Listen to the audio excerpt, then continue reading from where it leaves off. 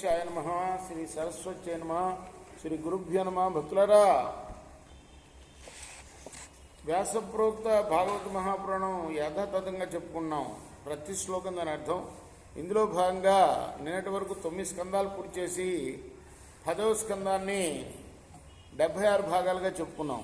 ఇప్పుడు మనం 77వ భాగం చెప్పుకున్నాం. చెప్పుకునే ముందు వ్యాస భగవానుడికి, అలానే క్షేత్రపాలకుడైన ఆంజనేయ స్వామికి, సమర్థ సద్గురు సాయినాథుడికి నమస్కారం చేసి ప్రారంభం చేద్దాం. బాలా ఊచురనేనేతి తిర్యగతమలు ములూఖలం వికర్షత మధ్యజేన పురుషావప్యచక్ష్మయీ.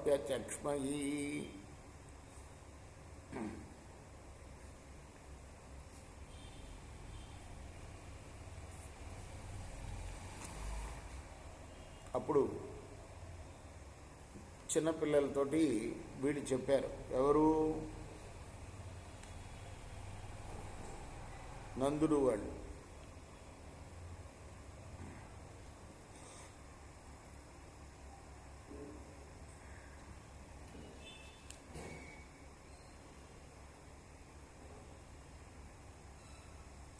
నందుడు వాళ్ళకి చెప్పారు గోపబాలకులు.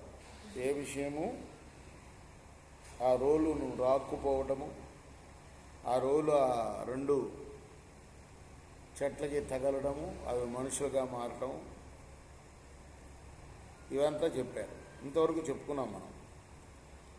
ఆ తర్వాత నతే తదుక్తం జద్రుహుర్నఘటేతి తస్య తత్ బాలశ్చోత్పాటనం తర్వో కేచిత్ సందిగ్ధ చేతసః.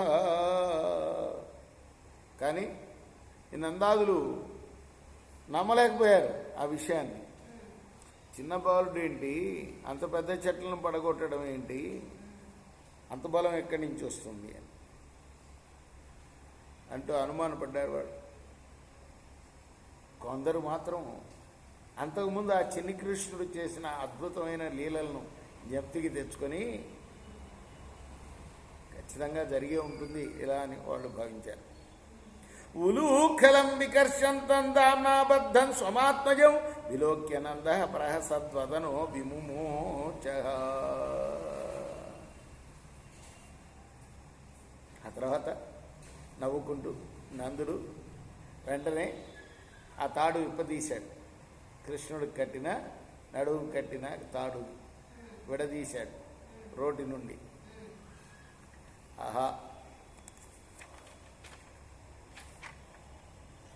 గోపీభిః స్తోభితో నృత్యత్ భగవాన్ బాలవత్ క్వచిత్ ఉద్గాయతి క్వచిన్ముగ్ధ తద్వశో దారుయంత్రవత్.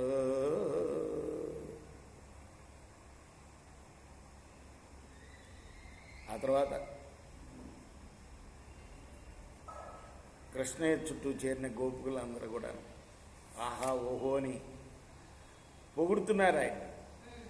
అప్పుడు ఆ కన్నయ్య ఒక అమాయకుడిలాగా నాట్యం చేస్తున్నట్ట, చిందులేస్తున్నట్ట, పాటలు పాడుతున్నట్ట. ఇలా వాళ్ళు పొగుడుతూ ఉంటే ఈయన ముగ్ధుడైపోయి కళ్ళు గిరగిరా తిప్పుతూ కీలు బొమ్మలాగా నృత్యం చేస్తున్నాడు. బిభర్తి క్వచిదాజ్ఞప్త పీఠకోన్మాన పాదుకం బాహుక్షేపంచ కురుతే స్వానాంచ ప్రతిమావహన.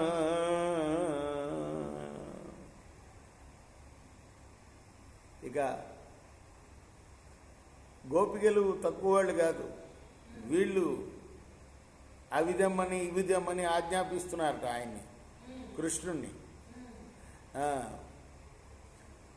తల ఊపుతూ ఆ చిన్ని కన్నయ్య వాళ్ళ